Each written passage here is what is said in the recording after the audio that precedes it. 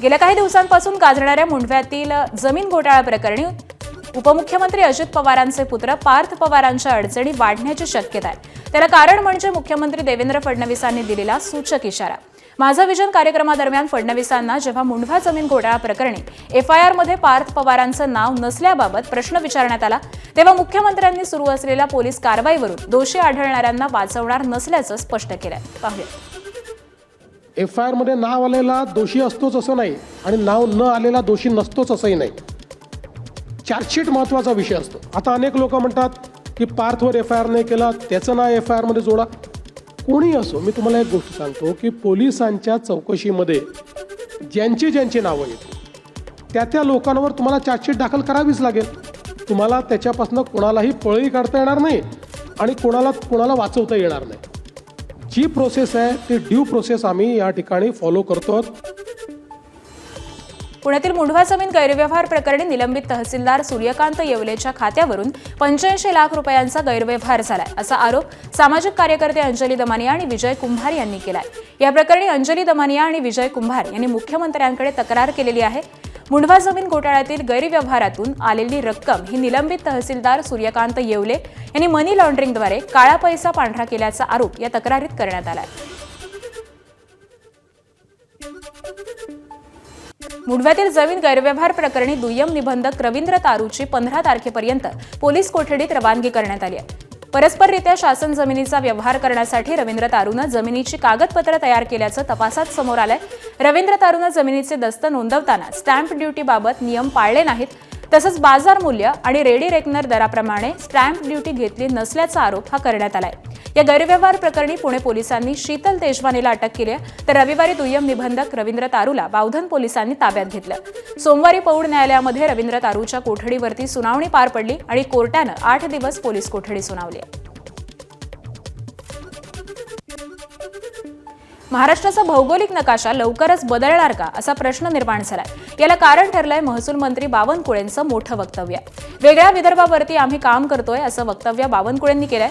विदर्भाचा अनुशेष कमी करायचा असेल तर वेगळ्या विदर्भाशिवाय पर्याय नाही, असं वक्तव्य काँग्रेस नेते विजय वडेट्टीवार यांनी केलं होतं। त्यावरती उत्तर देताना बावनकुळेंनी हे वक्तव्य केलंय। त्यामुळे आता पुन्हा वेगळ्या विदर्भाच्या भूमिकेवरून नव्या वादाला तोंड फुटणार हे मात्र नक्की।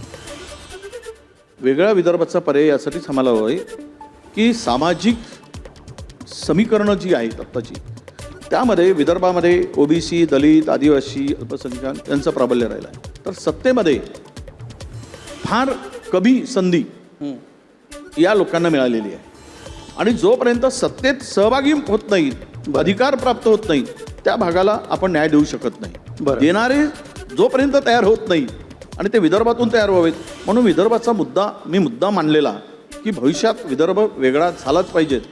ज्यांनी मांडलंय पूर्वीपासून ते आता सत्तेत आहेत। हा मुद्दा आमच्या अजेंड्याचा आहे, या मुद्द्यावर आम्ही काम करतो आहे। हा मुद्दा भाजपच्या अजेंड्यातून बाहेर गेला नाही आहे आणि आम्ही या ठिकाणी वेगळ्या विदर्भाच्या बाजूनेच त्या ठिकाणी पहिल्यापासून काम करतो आणि देवेंद्र फडणवीसजीसुद्धा, माननीय मुख्यमंत्रीसुद्धा कधीही वेगळ्या विदर्भाच्या बाजूनेच त्यांनी या ठिकाणी आतापर्यंत भूमिका ठेवलेली आहे। कुठल्याही परिस्थितीत भारतीय जनता पार्टीची भूमिका ही वेगळ्या विदर्भाचीच आहे। त्यामुळं आत्ता घाबरलेले नेते, घाबरलेले पक्ष हे आता काहीतरी या जमिनीत, विदर्भाच्या जमिनीत काहीतरी आता उगवायला मिळेल म्हणून तो मुद्दा ते काढतात आहे। नगरपालिका निवडणुकीच्या मतमोजणीमुळे 21 डिसेंबरला होणारी एमपीएससीची परीक्षा पुढे ढकलली आहे। आता 4 जानेवारी आणि 11 जानेवारी 2026ला एमपीएससीची परीक्षा होणार आहे। आयोगाच्या संकेतस्थळावरती सुधारित वेळापत्रक जाहीर करण्यात आलंय। राज्याचे मुख्यमंत्री देवेंद्र फडणवीस यांच्यावरती आधारित पुस्तकाचं राज्यपाल आचार्य देवव्रत यांच्या हस्ते आज प्रकाशन होणार आहे। मुख्यमंत्री फडणवीस यांच्या विधानसभेतील भाषणांचा लेखाजोखा या पुस्तकात आहे। यावेळी महाराष्ट्र विधान परिषदेचे सभापती राम शिंदे आणि महाराष्ट्र विधानसभेचे अध्यक्ष ॲडव्होकेट राहुल नार्वेकर यांच्यासह विविध मान्यवर उपस्थित राहतील। इंडिगो एअरलाइन्सच्या गोंधळामुळे देशभरातील फूल उत्पादकांना मोठा आर्थिक फटका बसलाय। देशांतर्गत रोज सुमारे 40 लाख गुलाब फुलांची वाहतूक होते, ज्यातील 25% म्हणजे 10 लाख गुलाब हे विमानाने पाठवले जातात। इंडिगोच्या गोंधळामुळे ही गुलाब विविध विमानतळावरती पडलेली असून सध्या एका गुलाबाची किंमत ही 20 रुपये आहे। या हिशोबानं गेल्या 5 दिवसांमध्ये शेतकऱ्यांना अंदाजे 10 कोटींचं नुकसान झालंय। याची भरपाई कोण करणार हा प्रश्न आता उपस्थित झालाय।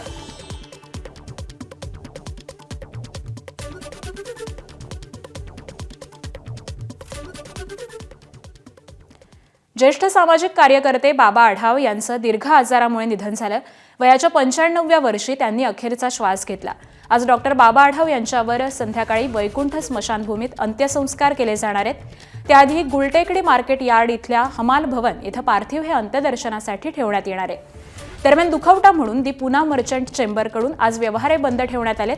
त्यामुळे मार्केट यार्ड येथील गूळ भुसार विभाग हे आज बंद राहणार आहेत। बाबा आढाव हे केवळ एक ज्येष्ठ समाजसेवक नव्हते, तर सत्यशोधक विचारांचे निष्ठावान अनुयायी आणि कष्टकऱ्यांचे नेते होते। त्यांनी असंघटित आणि वंचित कष्टकरी मजुरांचं संघटन करून त्यांना न्याय, सामाजिक सुरक्षा आणि सन्मान मिळवून देण्यासाठी आयुष्यभर काम केलं।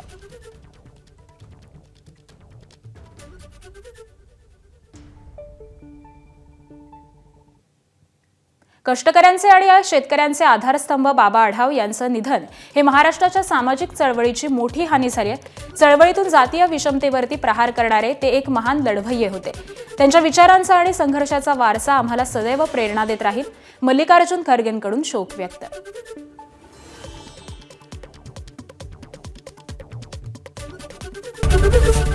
एबीपी माझा, उघडा डोळे बघा नीट।